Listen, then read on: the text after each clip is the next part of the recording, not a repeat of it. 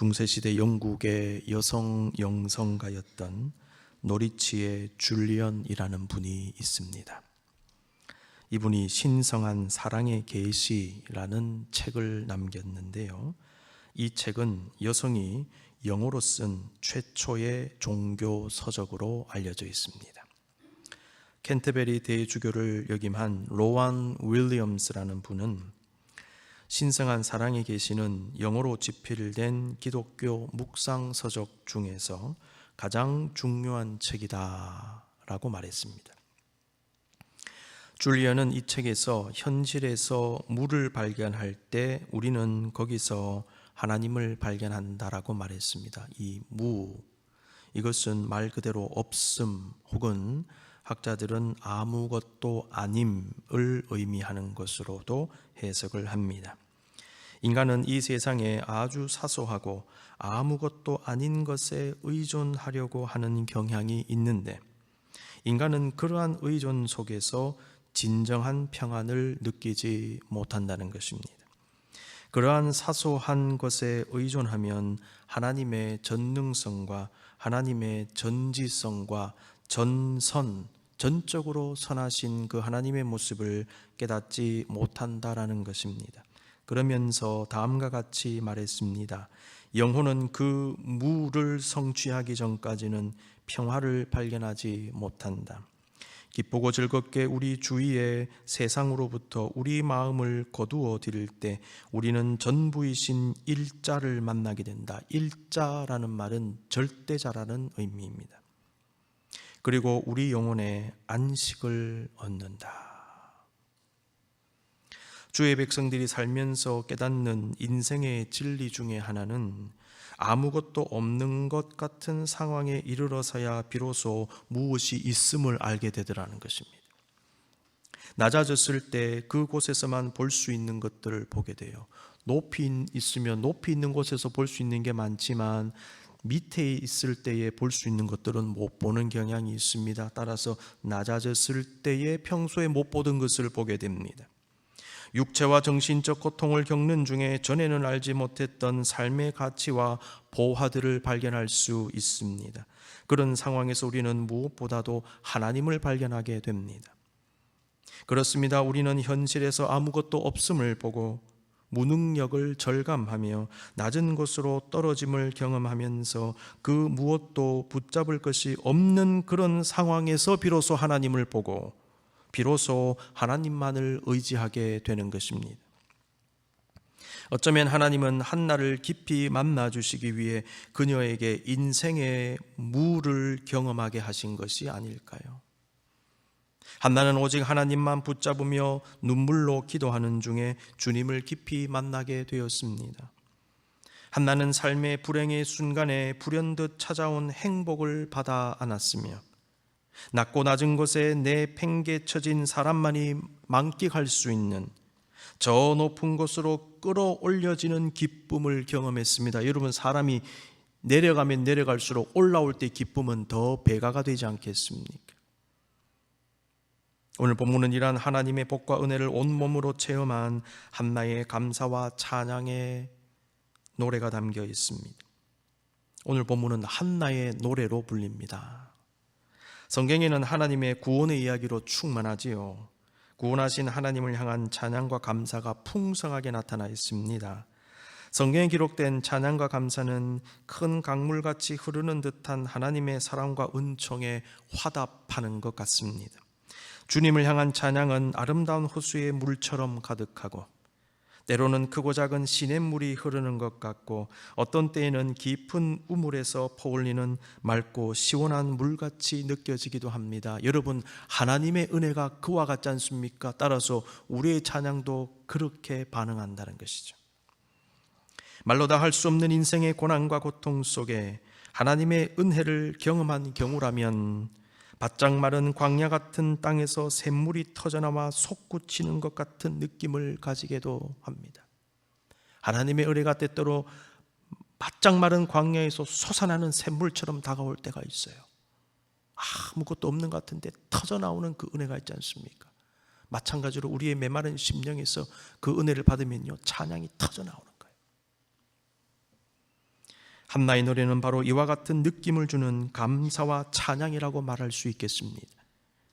학자들은 한나의 기도를 담고 있는 오늘 본문을 매우 중요하게 다루고 있습니다. 한나의 노래는 누가복음 1장 46절에서 55절에 기록된 예수님의 어머니 마리아의 노래의 기초이며 원형으로 봅니다. 마리아의 노래. 누가복음 1장 46절에서 53절까지를 제가 읽어드리겠습니다. 보십시오.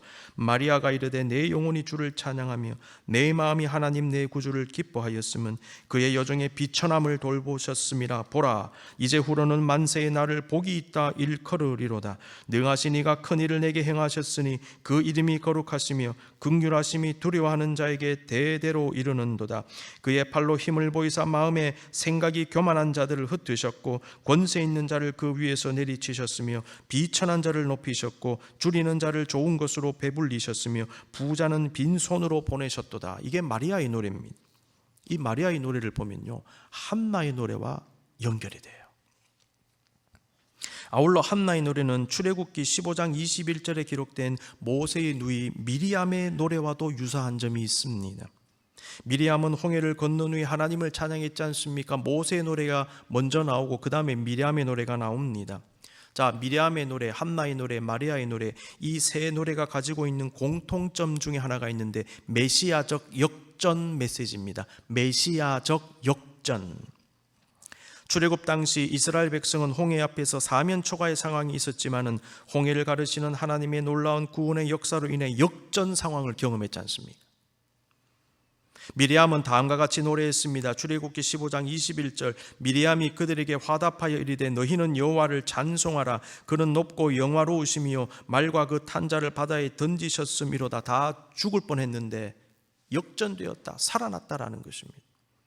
이와 마찬가지로 한나도 극심한 인생의 고통 속에 있는 자신의 삶의 돌파구를 만드시며 상황을 완전히 뒤집어 엎으신 하나님을 찬양했습니다. 2장 1절 말씀, 한나가 기도하여 이르되 내 마음이 여호와로 말미암아 즐거워하며 내 뿔이 여호와로 말미암아 높아졌으며 내 입이 내 원수들을 향하여 크게 열렸으니 이는 내가 주의 구원으로 말미암아 기뻐함이니이다. 아멘. 한나의 노래는 한나가 경험한 하나님의 응답의 역사가 신학적으로 어떠한 의미가 있는지 정리해 주는 것으로 봅니다. 한나는 자신이 경험한 하나님의 구체적인 역사를 이 노래에 그대로 담고 있습니다. 이와 함께 한나의 노래는 지난날 경험한 하나님의 역사와 함께 앞으로 경험할 하나님의 역사에 대한 예언 혹은 암시도 담고 있습니다. 그래서 여러분 주석적으로 볼 때에 한나의 노래는요, 사무엘하 22장에 기록된 다윗의 노래와도 연결이 돼요. 그래서 사무엘서 전체를 해석하는 중요한 키가 되는 것으로 학자들은 봅니다. 사무엘 상하가 있지만 이걸 전체 하나의 책으로 봤을 때에 초반에 뭐가 나오느냐, 한나의 노래가 나오고 마지막 후반에 다윗의 노래가 나오거든요. 이게 기둥처럼 앞뒤에 형성이 되어 있다는 것입니다. 이 두 노래를 통하여 사무엘서를 해석을 하게 되는 것입니다. 오늘 본문은 한나에게 역사하신 하나님뿐만 아니라 앞으로 사무엘을 통해서 그리고 다윗 왕을 통해서 역사하실 그 하나님을 미리 보여주는 것입니다. 그러한 하나님의 위대한 역사를 실제로 경험했던 다윗 왕은 노년에 마치 한나의 노래에 예언된 내용을 확인이라도 해주듯이 하나님께 감사하며 찬양했습니다. 제가 도표로 한번 보여드릴게요. 한나의 노래와 다윗의 노래를 비교한 것입니다. 왼쪽 칼럼에 보시면요, 주제가 나오는데 공통 주제입니다. 보십시오. 원수 적으로부터 구원, 여호와는 반석이다. 여호와께서 겸손한 자들을 구원하시고 교만한 자들을 낮추신다. 여호와께서 그를 의지하는 자는 힘으로 띠를 띄우신다. 수월이 나오고요. 땅의 기둥들은 여호와의 것이다. 여호와께서 그의 종들의 발을 지키신다. 여호와께서 우레로 적들을 무찌르신다. 여호와께서 그의 기름 부음 받은 자를 형통하게 하신다. 이런 주제들이 나오는데 여러분 이 두 노래를 한번 비교해 보시면 공통적으로 겹친다라는 것입니다. 한나가 경험했죠. 한나가 예언합니다. 그런데 다윗이 그대로 경험합니다. 경험한 다윗이 그대로 다시 노래합니다. 여러분 놀랍지 않습니까? 한나의 노래는 개인에게 역사하실 뿐만 아니라 공동체 전체에 역사하시는 하나님을 보여줍니다. 이와 함께 지금 역사하시는 하나님과 미래 역사하실 그 하나님을 같이 보여준다는 것입니다. 이 노래는 나를 보며 우리를 보게 합니다. 지금도 보지만 미래도 보게 하시며, 그리고 소망 가운데 기뻐하며 하나님을 높이는 그런 노래라고 볼 수 있습니다. 그렇습니다. 기독교 신앙은요, 나도 소중히 여기지만 우리를 소중히 여기고 함께 가는 것입니다. 기독교 신앙은 오늘을 감사하며 내일에 대한 기대감을 가지고 기도하고 노래하며 살아가는 신앙입니다. 자, 그렇다면 한나의 노래가 담고 있는 영적인 메시지가 무엇일까요? 구체적으로 한번 보겠습니다. 첫 번째, 구원과 응답에 대한 감사입니다. 1절, 2절. 한나가 기도하여 이르되 내 마음이 여호와로 말미암아 즐거워하며 내 뿔이 여호와로 말미암아 높아졌으며 내 입이 내 원수들을 향하여 크게 열렸으니 이는 내가 주의 구원으로 말미암아 기뻐함이니이다. 여호와와 같이 거룩하신 이가 없으시니 이는 주밖에 다른 이가 없고 우리 하나님 같은 반석도 없으심이니이다. 자, 뿔이 나오죠. 뿔. 이 뿔이 1절에도 나오는데 노래의 마지막 부분 10절에도 언급이 되어 있어요. 이것을 문학 전문 용어로 인클루지오라고 얘기합니다. 노래의 시작과 끝에서 나타나서 경계를 설정합니다. 뿔, 경계를 설정하고 그 다음에 특정 주제를 강조하는 기법, 이 문학적 기법이에요. 인클루지오. 내 뿔이 높아졌으며 라는 표현에서 뿔은 무엇인가? 한나 자신을 구원하신 하나님의 강력한 힘과 능력을 상징합니다. 한나는 마치 강한 뿔을 단 짐승이 높은 곳에 서서 다른 짐승들을 압도하고 다스리는 듯한 모습을 통하여 자신의 승리를 표현하고 있어요. 내 입이 내 원수들을 향하여 크게 열렸으니 라는 표현은요, 강한 짐승이 다른 짐승을 삼키듯이 자신의 원수들을 모두 제압한다는 의미를 담고 있는 것입니다. 입이 크게 열어서 잡아먹는 듯한 모습. 한나는 이러한 시적인 표현을 통해서 하나님의 구원과 응답의 역사를 묘사하고 찬양했습니다. 구원받은 자신을 승리한 존재로 묘사하고 있는 것입니다. 한나는 여호와로 말미암아의 신앙을 가진 것으로 해석할 수 있습니다. 한나는 자신이 받은 모든 복과 은총은 여호와께로부터 온 것이다. 자신이 경험한 승리도 여호와로 말미암은 것이다. 그래서요, 여호와로 말미암아 즐거워하였으며 여호와로 말미암아 높아졌으며 내가 주의 구원으로 말미암아 계속 반복되지요. 우리에게 구원을 주시는 하나님은 어떤 분이십니까? 한나는 2절에서 여호와와 같이 거룩하신 이가 없으시니 이는 주밖에 다른 이가 없고 우리 하나님 같은 반석도 없으심이니이다. 자, 거룩하신 하나님, 유일하신 하나님, 반석이신 하나님. 여러분 성경 읽으실 때에 이런 내용들을 이렇게 끊어서 메시지를 뽑아서 읽으시면 좋습니다. 거룩하신 하나님, 유일하신 하나님, 반석이신 하나님. 모세도 홍해를 건너는 기적을 경험한 후에 다음과 같이 노래했지 않습니까? 출애굽기 15장 11절 여호와여 신중에 주와 같은 자 누구니이까? 주밖에 없습니다. 주와 같이 거룩함으로 영광스러우며 찬송할 만한 위엄이 있으며 기이한 일을 행하는 자가 누구니이까? 유일하신 주님, 거룩하신 주님. 반석으로 번역된 히브리어를 보니까 추르라는 단어를 썼어요. 이 단어의 문자적인 의미는 하나의 돌덩어리 정도가 아니고요, 여러 가지의 바위들이 모여 큰 바위 언덕이나 작은 산을 형성한 것을 의미합니다. 바위 하나에 그냥 올라간 게 아닙니다. 바위들이 모인 바위 산에 올라간 것입니다. 추라라는 단어는 기본적으로 보호자 혹은 구원자라는 의미를 가지고 있습니다. 추르는 사람이 바위 언덕 위에 서 있는 모습을 연상할 때 깨달을 수 있듯이 우리의 삶을 견고하게 지탱해 주는 어떤 것을 의미하는 것입니다. 그래서 다윗은 시편 62편 6절 말씀에서 오직 그만이 나의 반석이시요 나의 요새이시니 내가 흔들리지 아니하리로다 그랬는데요, 바위 하나에 그냥 올라가서 노래한 게 아니고 바위 산에 올라가서 이 노래를 했다고 한번 생각해 보십시오. 우리 시각적으로 한번 생각해 볼 때 말씀을 제대로 이해할 수 있습니다. 반석, 추르, 바위 산이었습니다. 바위 언덕이었습니다. 이 구절의 반석 역시 추르입니다. 한나는 거룩하시고 유일하시며 반석이신 여호와 하나님으로부터 은혜를 받았다고 고백하고 있습니다. 한나의 신앙은 여호와로 말미암아의 신앙이었던 것입니다. 여러분, 나의 나 된 것은 하나님의 은혜로 된 것입니다. 지금 내가 누리는 복은 여호와로 말미암은 것입니다. 여러분 지금 가지고 계신 거 다 하나님이 주신 거예요. 이 사실을 깨닫고 인정하고 고백할 때에 우리 역시 한나와 같이 주를 섬기며 한나와 같이 감사하고 찬양하게 되는 것입니다. 여러분의 사업체 하나님 주셔서 감사합니다. 그 자리가요, 감사의 자리가 될 것입니다. 여러분의 가정 마찬가지입니다. 여러분이 있는 그 처소 마찬가지입니다. 무엇을 가지고 계십니까? 하나님 감사합니다. 그 자리에서 감사 찬양을 드리는 것입니다. 여호와로 말미암아, 여호와로 말미암아입니다. 두 번째, 헌신하면서도 감사한 한나입니다.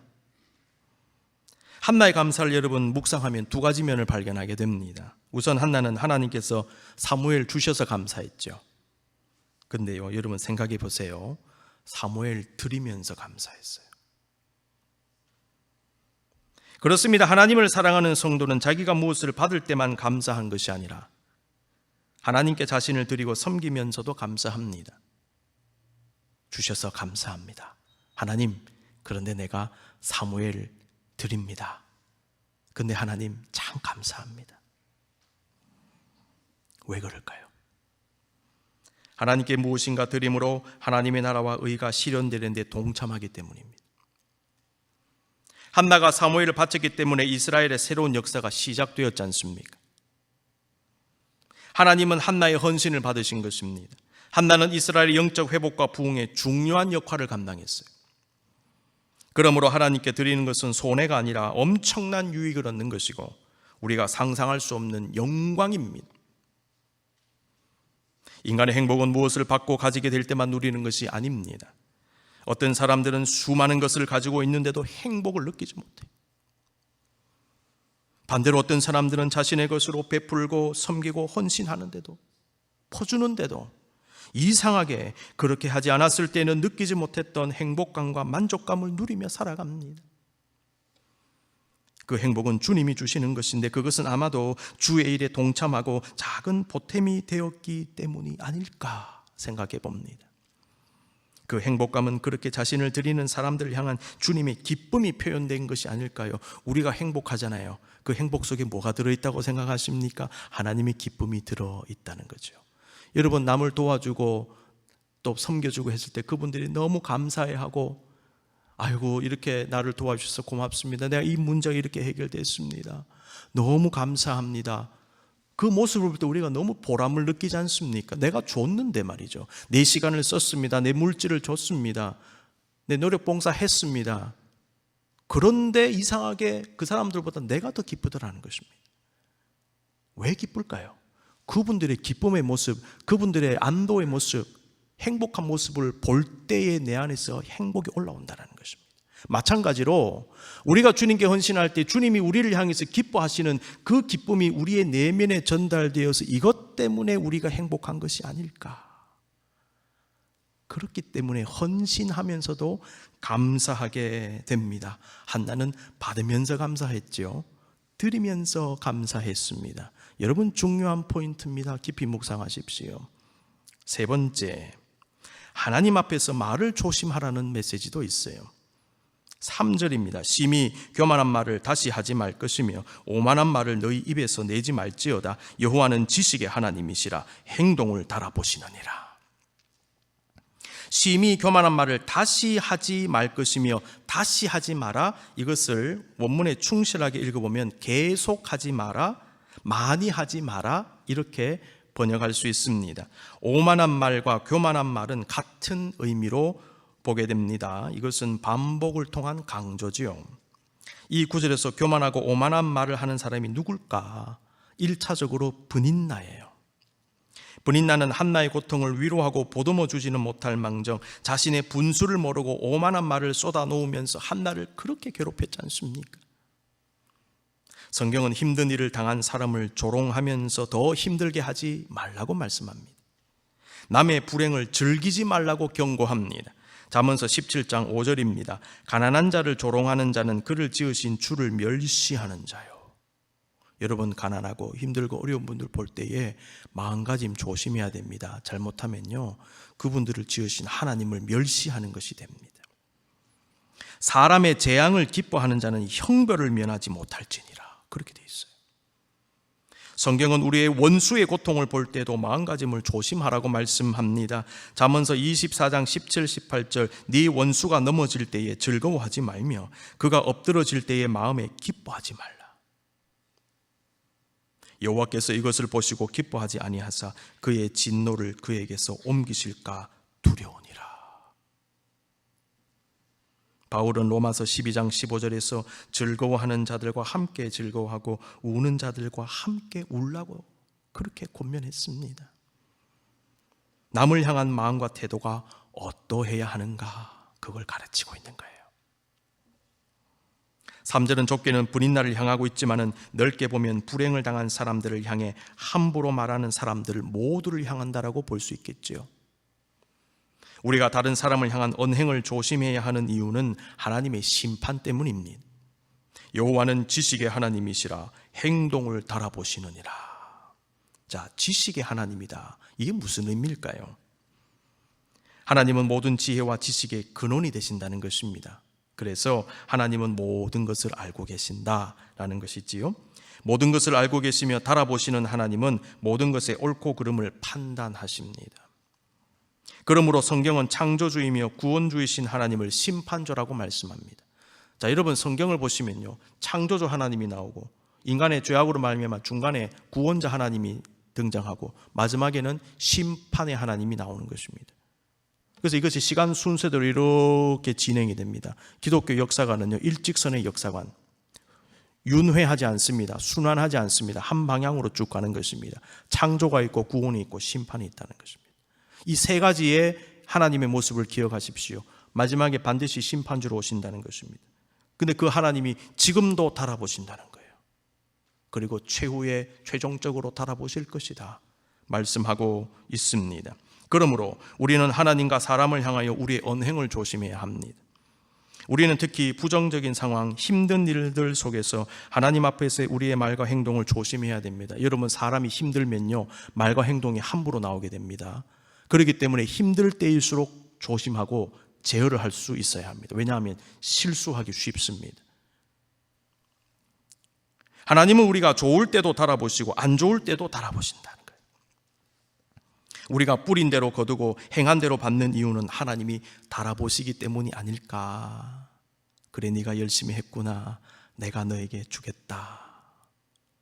이게 하나님의 정의 아니겠습니까? 달아보시는 하나님. 이 진리를 아는 사람은 삶에서 어떻게 행해야 하는지를 잘 알 것입니다. 한나는 고통을 통과한 후에 응답을 받고 나서 달아보시는 하나님에 대한 진리를 분명하게 깨달았습니다. 네 번째입니다. 죽이기도 하시고 살리기도 하시는 하나님. 사무엘상 2장 4절에서 10절까지의 말씀은 위에서 제가 잠시 언급한 역전시키시는 하나님의 그 역사를 담아내고 있습니다. 자, 6절에서 8절까지만 한번 보겠습니다. 여호와는 죽이기도 하시고 살리기도 하시며 수월에 내리기도 하시고 거기에서 올리기도 하시는도다. 여호와는 가난하기도 하시고 부하기도 하시며 낮추기도 하시고 높이기도 하시는도다. 가난한 자를 진토에서 일으키시며 빈궁한 자를 거름더미에서 올리사 귀족들과 함께 하시며 영광의 자리를 차지하게 하시는도다. 땅의 기둥들은 여호와의 것이라 여호와께서 세계를 그것들 위에 세우셨도다. 아멘. 이 말씀은 기본적으로 하나님이 주권자임을 드러내죠. 죽이기도 하시고 살리기도 하신다. 모든 것이 여호와로 말미암았음을 노래한 한나는 오직 하나님이 자기의 인생의 주인이시고 절대적인 주권자임을 선언하고 있는 것입니다. 이와 함께 이 말씀은 가난한 자, 낮아진 자, 고통당하는 자, 패배한 것 같은 자의 상황을 바꾸시고 부하게 하시고 높이시고 치유하시고 승리하게 하시는 역전시켜주시는 하나님의 은혜를 담고 있습니다. 우리도 이러한 역사를 경험할 수 있습니다. 이것은 어떤 짧은 기간 일어날 수 있어요. 요 한 1년 동안에 내가 너무 힘들었는데 역전되더라는 거예요. 내 요일이 처음에는 너무 잘 안 되었는데 나중에 하나님께서 해피엔딩으로 끝나게 해주시더라. 근데 여러분 롱텀으로 보시면 내 젊은 날 너무 힘들고 고생하고 어려웠는데 하나님께서 갈수록 풀어주시더라. 다양한 형태로 우리에게 주어지는 것입니다. 나에게 주밖에 다른 이가 없습니다. 오직 여호와 하나님을 진심으로 의지하고 붙잡습니다. 그렇게 고백하며 나아가는 주의 백성들에게 하나님은요, 역전의 은혜를 주실 거예요. 사람이 살다 보면 올라갈 때도 있고 내려갈 때도 있잖아요. 올라갈 때 감사하고 겸손하고, 내려갈 때는 다시 올려가게 하시는 그 하나님을 여러분 바라보실 수 있기를 바랍니다. 나의 삶과 인생의 주권이 하나님께 있음을 믿으십시오. 내가 살아도 사는 것 같지 않을 때가 있잖아요. 그런데요, 죽을 것 같이 힘든데도 다시 살아날 수 있는 게 인생 아닙니까? 있어도 없는 것 같을 때가 있지만은 없는데 있는 것 같은 것이 우리의 인생이기도 합니다. 그 이유는 인생은 나한테 달린 것이 아니라 주님께 달렸기 때문입니다. 그렇습니다. 하나님은 지금도 나를 도와주십니다. 나를 올려주시고 나를 밀어주시고 나를 끌어주시는 것입니다. 나의 등 뒤에서 나를 도우시는 주, 나의 인생길에서 지치고 곤하여 매일처럼 주저앉고 싶을 때 나를 밀어주시네. 우리 다 같이 해볼까요? 일어나 걸어라, 내가 새 힘을 주리니. 일어나 너 걸어라, 내 너를 도우리.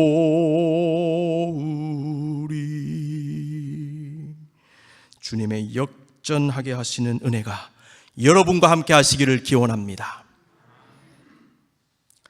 서울대학교 혈액종양내과 교수인 김범석이라는 분이 쓴 글에 다음과 같은 내용이 남아서 제가 마지막으로 소개하겠습니다. 중고등학교 때 부모님이 공부하고 1등 해야 한다고 해서 공부했지, 왜 공부를 해야 하는가, 나는 무엇을 원하는가, 나는 어느 쪽에 소질이 있는가에 대해서 스스로 질문해 본 적도, 스스로 답해 본 적도 없다. 속도와 효율성에 대한 집착은 방향에 대한 고민의 부재를 초래한다. 열심히 했는데 원하는 결과가 나오지 않으면 이 길이 맞는지 고민하기보다 더 열심히 해야 한다고 채찍질하며 속도를 냈다. 직장인이 되었어도 참 열심히 그리고 정신없이 살았다.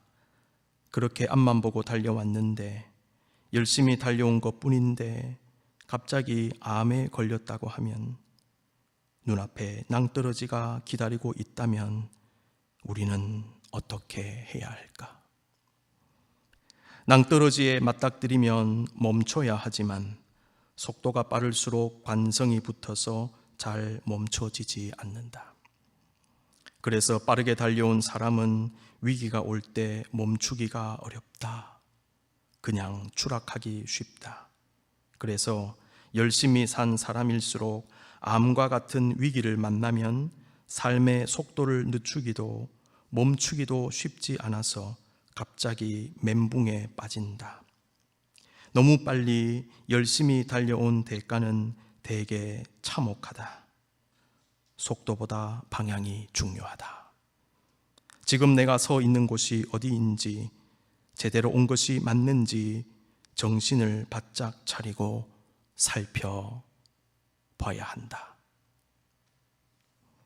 사랑하는 성도 여러분, 속도보다 방향이 중요하기 때문에 하나님은 때때로 우리를 멈추게 하시고 주변을 살피며 생각하게 하시는 것 아닐까요? 가지는 것 자체보다 무엇을 가질 것인가가 더 중요하기 때문에 때때로 하나님은 우리에게 없음을 경험하게 하시며, 높아지는 자가 가져야 하는 바른 자세를 알게 하시기 위해 우리로 하여금 먼저 낮아짐을 경험하게 하십니다. 그래서 주님은 자기를 높이는 자는 낮아지고 자기를 낮추는 자는 높아질 것이다 말씀하셨지요. 그렇습니다. 하나님은 때때로 우리에게도 노리치의 줄리안에게 허락하신 그 없음을 경험하게 하시면서 그 없음 속에서 삶의 아름다운 가치들을 발견하며 가장 중요하게는 하나님을 만나게 하십니다. 우리가 잊어서는 안 되는 것은 하나님은 없는 우리에게 있게 하시고 떨어진 우리를 다시 끌어올리시고 죽을 지경에 이른 것 같을 때에도 다시 살게 하신다는 것입니다. 사랑의 하나님은 우리의 한숨을 바꾸어 한낮처럼 노래하는 찬양의 호흡이 되게 하십니다. 우리의 한숨을 바꾸어 찬양의 호흡이 되게 하시는 그 하나님, 그 하나님의 놀라운 은총이 여러분 모두에게 함께 하시기를 간절히 기원합니다. 이 시간 잠잠히 한번 눈을 감으십시다. 우리의 형편과 처지를 아시는 주님, 역전시키시는 그 주님, 돌보아 주시는 주님, 행동을 달아보시는 주님, 우리의 한숨을 바꾸어 주시는 주님, 그 주님 바라보며 오늘을 살겠습니다. 받으면서 감사하지만